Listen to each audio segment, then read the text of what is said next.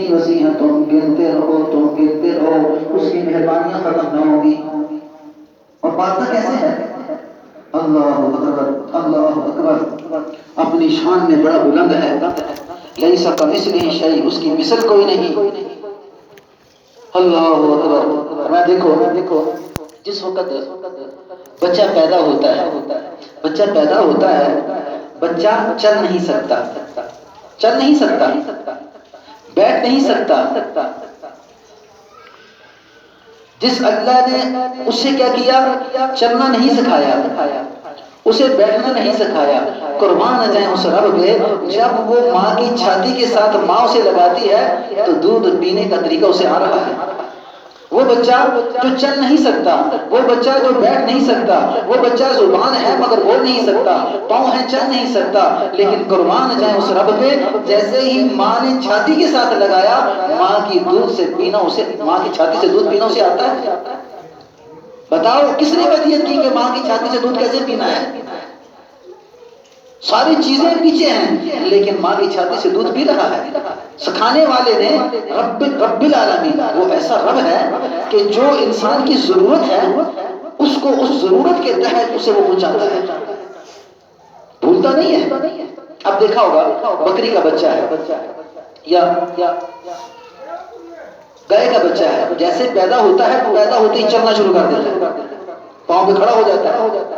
اب انسان کے بچے کو دیکھو، انسان کا بچہ جیسے پیدا ہو رہا ہے، چل نہیں رہا، بیٹھ نہیں رہا، دودھ پینے کا طریقہ اسے آ رہا ہے۔ گائے کا بچہ جیسے پیدا ہوا، لڑکتے فوراً کھڑا ہو گیا، بکری کا بچہ فوراً کھڑا ہو گیا۔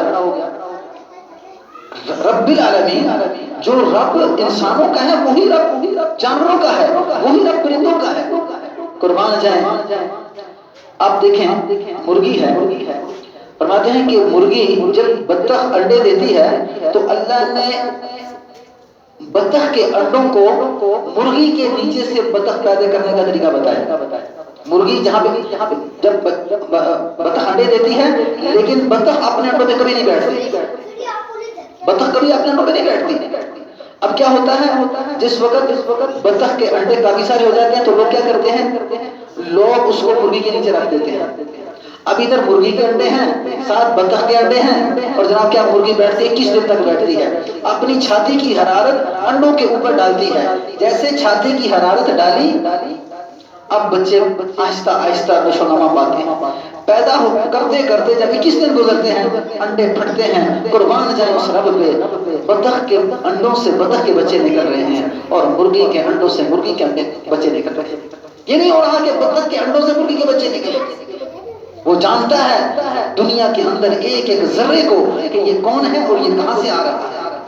اور پھر دیکھو آگے کمال دیکھو، اب کیا ہوا، جب جس وقت بچے پیدا ہو گئے، مرغی کیا کرتی ہے، بطخ کے بچوں کو لے کے چل رہی ہوتی ہے، مرغی اپنے بچوں کو بھی لے کے چل رہی ہوتی ہے۔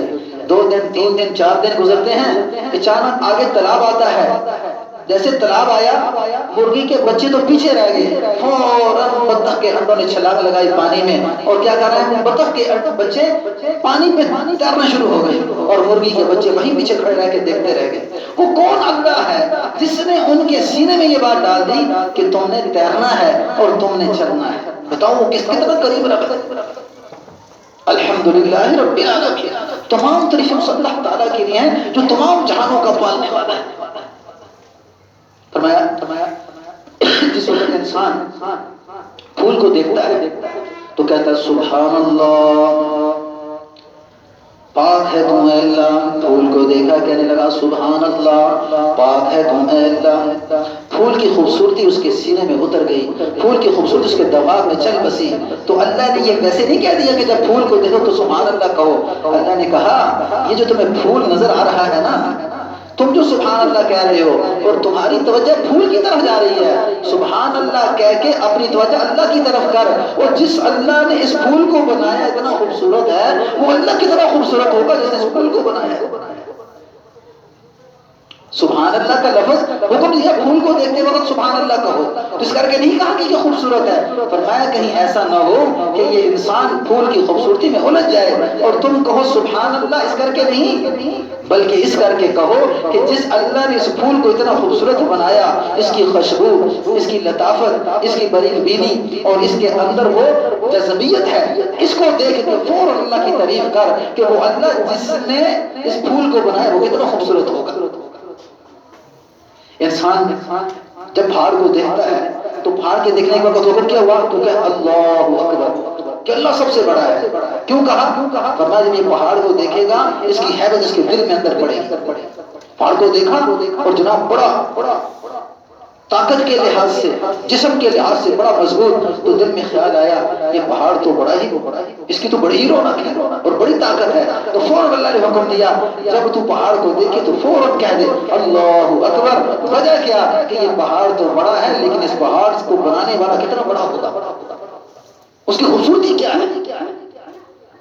سمندر کو دیکھا، لہریں چل رہی ہیں اور جناب لہروں کے اندر وہ سمندر ٹھاٹھیں مارتا ہوا سمندر انسانوں کو غرق کرتا ہوا اور جناب بے تحاشا زمین کو گھیرے ہوئے جب سمندر کو دیکھا تو کہنے لگا وہ کیسا بڑا خوبصورت سمندر ہے۔ تو اللہ نے فوراً حکم دیا کہ اس طاقت کو تو جو دیکھ رہا ہے اس کے پیچھے جو طاقت ہے کہ جو ایک لہر آئے تجھے لے ڈوبے، وہ طاقت اللہ کی ہے۔ فوراً بول اٹھ اللہ اکبر، وہ اللہ بڑا ہے جس نے سمندر کو اتنا بڑا پیدا کیا۔ تو ایمان ایک ایسی روشنی ہے جو روشنی جب دلوں میں پیدا ہو جاتی ہے تو فرمایا وہ انسان رہتا تو دنیا میں ہے لیکن اس کی بلندیاں بڑی اونچی سفر کرتی ہیں، اور یہ سفر بتانے والا یہ وقت کا رسول ہوتا ہے حضور صلی اللہ علیہ وسلم۔ حضرت عیسیٰ علیہ السلام جب دنیا میں آئے تو عیسیٰ علیہ السلام کے ماننے والے کھڑے ہیں، تو عیسیٰ علیہ السلام کہا کہتے ہیں اور میرے حواریوں اور میرے صحابیوں میں تمہیں ایک بات بتاتا ہوں، مبشرا برسول یاتی من بعد اسمہ احمد۔ یہ بات آج بھی تورات اور انجیل کے اندر لکھی ہوئی ہے کہ کیا خوشخبری سنائی کہ میں تمہیں خوشخبری سناتا ہوں کہ میرے بعد ایک نبی آنے والا ہے جس کا نام احمد ہوگا۔ کس کے بارے میں بتایا جا رہا ہے؟ حضور صلی اللہ علیہ وسلم کے بارے میں۔ فرمایا آپ مردوں کو زندہ کر دیتے ہیں، بینا کو بینا کر دیتے ہیں، کوڑے کو ٹھیک کر دیتے ہیں، آپ سے بھی بڑے ہوں گے۔ فرمایا اس کی شان تم کیا جانو، وہ شان میں ایسا بلند ہوگا اس کے مد مقابل کوئی نبی نہیں ہے۔ 12 نبیوں نے حضور صلی اللہ علیہ وسلم کی امت میں آنے کی دعائیں مانگی ہیں۔ 12 نبیوں نے حضور صلی اللہ علیہ وسلم کی امت میں آنے کی دعائیں مانگی ہیں۔ بتاؤ ہم کتنے خوش نصیب ہیں کہ بن مانگے ہمیں اللہ نے حضور صلی اللہ علیہ وسلم کی امت میں پیدا کر دیا۔ قدر ہی نہیں۔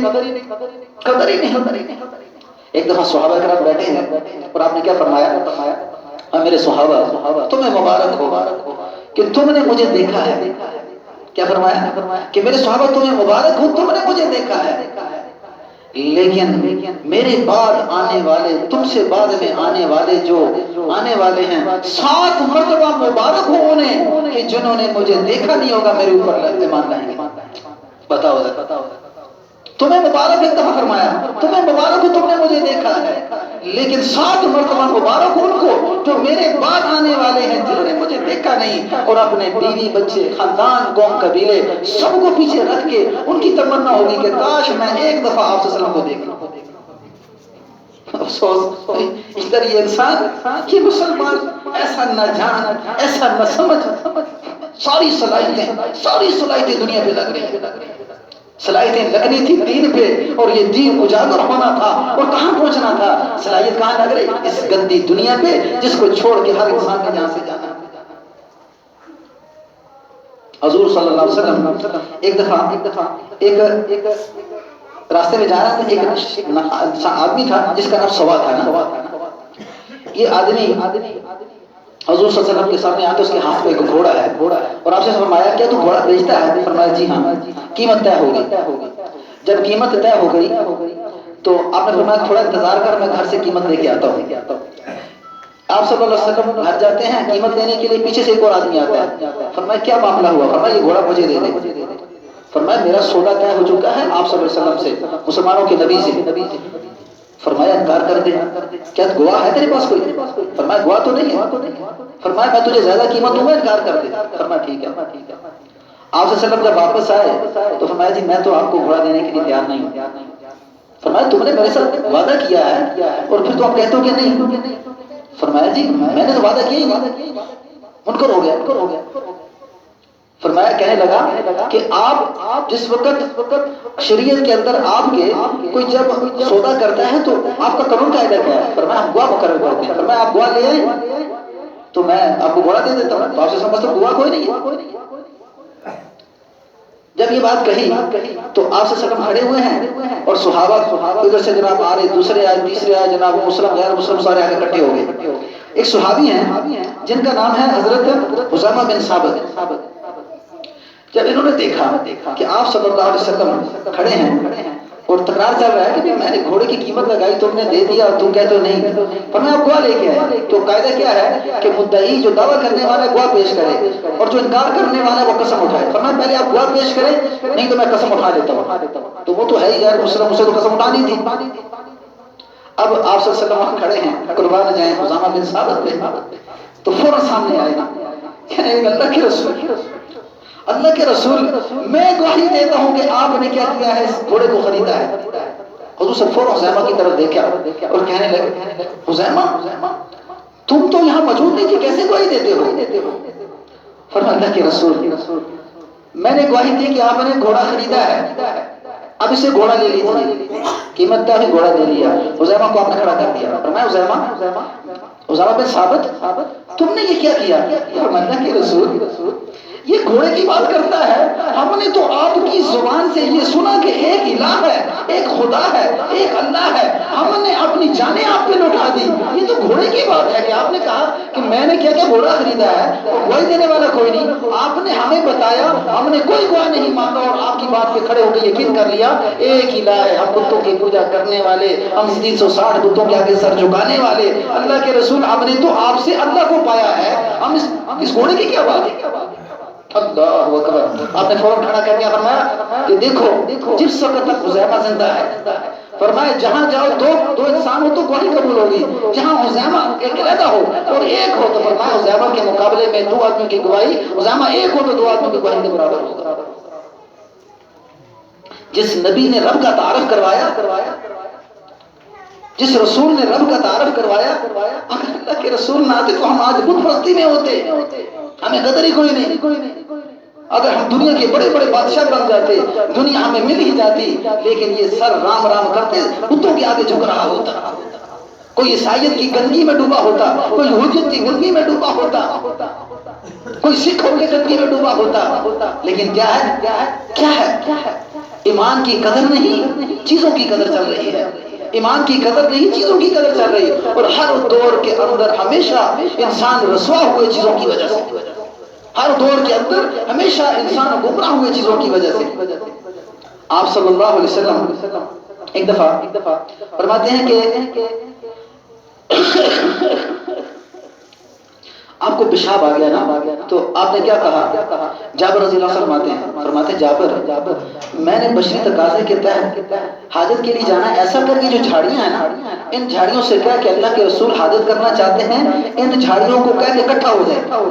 اللہ اکبر۔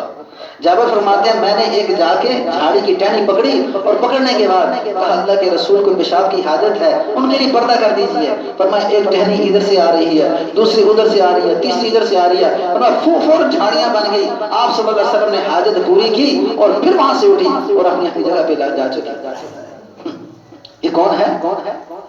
محمد رسول اللہ صلی اللہ علیہ وسلم، نبی کا معجزہ۔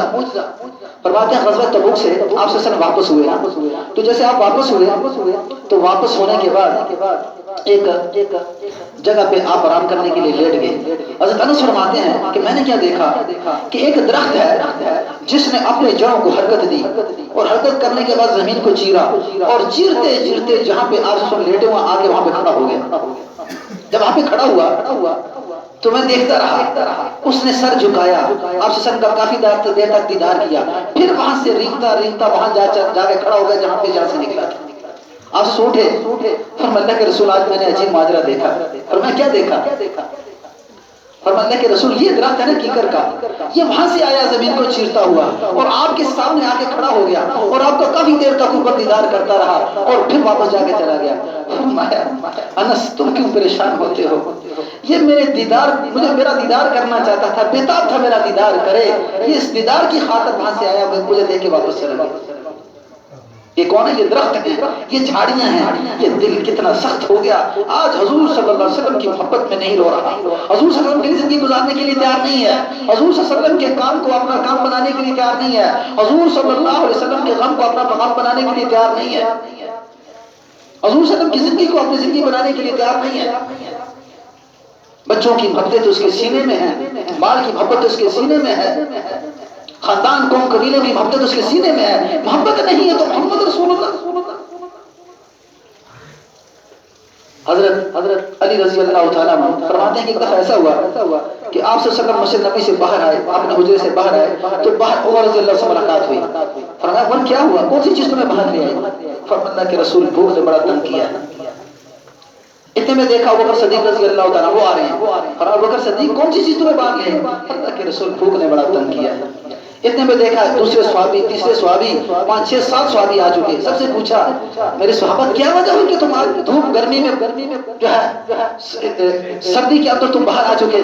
فرمایا اللہ کے رسول بھوک نے تنگ کیا ہے۔ آپ نے علی رضی اللہ عنہ سے فرمایا اے علی جا فلاں کھجور کے پاس جا اور اسے کہہ کہ محمد رسول اللہ کا رسول تجھ سے کھجور مانگنے کا مطالبہ کرتا ہے۔ اب سردی کے موسم میں کھجوریں نہیں ہوتی، گرمی کے موسم میں کھجوریں ہیں۔ علی رضی اللہ عنہ کہنے لگے میرے دل میں خیال آیا کہ موسم سردی کا ہے، کھجوریں گرمی میں ہوتی ہیں، اللہ کے رسول نے مطالبہ کر دیا۔ فرمایا یہ اللہ کے رسول ہیں، رکے نہیں اور فوراً جا کے پہلی پکڑی کھجور کی۔ فرمایا اللہ کے رسول مطالبہ کرتے ہیں کہ اپنی کھجوریں نیچے گرا۔ علی فرماتے رضی اللہ تعالیٰ ٹپ ٹپ ٹپ کھجوریں نیچے گر رہی ہیں اور میں نے خوب اس کو بھرا ایک کپڑے میں اور کپڑے کے بھرنے کے بعد آپ سے کے پاس لے آئے۔ کس کی بات کرتے ہیں؟ کس نبی کی بات کرتے ہیں؟ کون ہے یہ محمد رسول اللہ؟ ربنا وابعث فیہم رسولا منہم یتلو علیہم آیاتہ ویزکیہم ویعلمہم الکتاب والحکمہ، جس کے بارے میں حضرت ابراہیم علیہ السلام دعا کرتے ہیں اے میرے رب، اے میرے رب، اے ہمارے رب، ہمارے اندر ایک ایسا رسول بنا کے بھیج جو اللہ تیرے بندوں کو تیری آیتیں پڑھ پڑھ کر سنائے اور ان کا تزکیہ کرے، انہیں پاک کرے، ویعلمہم الکتاب، انہیں حکمت سکھائے، انہیں دنائی سکھائے، ویزکیہم، ان کو پاک صاف کر دے۔ یہ کون دعا کر رہا ہے؟ حضرت ابراہیم علیہ السلام۔ اور کس کے میں قبول ہو رہی ہے؟ محمد رسول اللہ صلی اللہ علیہ وسلم۔ کیا حضرت آدم علیہ السلام فرماتے ہیں جس وقت آدم علیہ السلام کو پیدا کیا نا تو آپ کی روح ابھی جسم میں پوری داخل نہیں ہوئی، آدھا بدن حرکت میں آیا، آدھا بھی حرکت میں نہیں آیا۔ تو آپ فرماتے ہیں میں نے جیسے آنکھ کھولی تو عرش کے پاؤں پہ لکھا ہوا تھا لا الہ الا اللہ محمد رسول اللہ۔ عرش کے پاؤں پہ لکھا ہوا ہے لا الہ الا اللہ محمد رسول اللہ۔ تو فرمایا میں نے فوراً اللہ سے سوال کیا یا اللہ یہ کون؟ فرمایا تیری نسل میں سے آنے والا ہے، تیری نسل میں سے آنے والا ہے، لیکن مقام تجھ سے بھی بلند ہے، مقام تجھ سے بھی بلند ہے۔ فرمایا جب میں معراج پہ گیا جنت کی مجھے سیر کرائے گی تو میں نے دیکھا جنت کے دروازے پہ لکھا ہے اشہد ان لا الہ الا اللہ اشہد ان محمد رسول اللہ۔